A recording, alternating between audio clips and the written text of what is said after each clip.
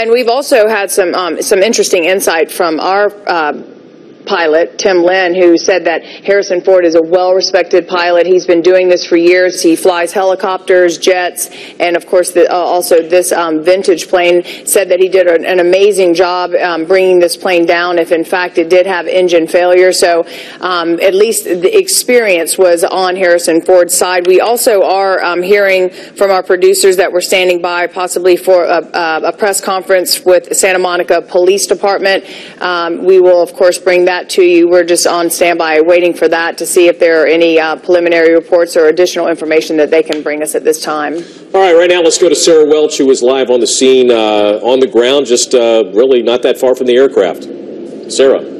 Yeah, hi Glenn and Lou. Yeah, we're standing literally just feet from the vintage aircraft, and we're also not far from a news conference that's set to begin in the next 10 minutes or so. The fire department here, Santa Monica Police here, and they will of course update us, brief us with some of the latest information as to exactly what happened here around 2 o'clock when this vintage plane came down here on the fairway on the Penmar Golf Course, just a stone's throw from Santa Monica Airport. And as we've been reporting all afternoon, this is a highly residential area. There are houses just feet from here. In fact, we can see a plane taking off right now from the airport. And the neighbors who live here are commending the actions of the pilot, perhaps his training that enabled him to put this plane down and put it down in such a way that no one on the ground was hurt. Here's what some witnesses reported hearing as the plane went down.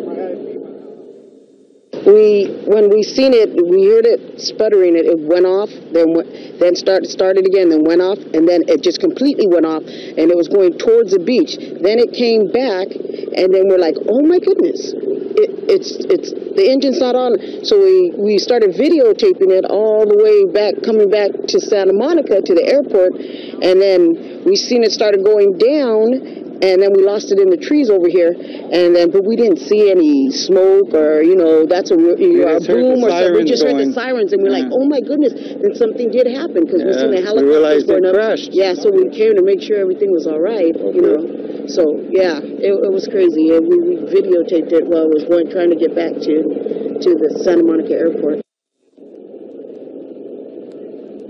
And this isn't the first time, by the way, Lou and Glenn, a plane has gone down here at the airport. Back in 2010, a student pilot was killed. He was practicing landing and takeoffs from Santa Monica Airport when his plane went down here at the Penmar Golf Course back in July of 2010. But back here, in terms of this situation, we are awaiting a news conference from Santa Monica Police, the fire department, and that is expected in the next few minutes, and we will certainly bring you the very latest information. Back to you. Okay, Sarah, thank you for that.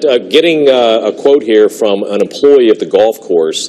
His name is Howard Tabb. He said, quote, there was blood all over his face.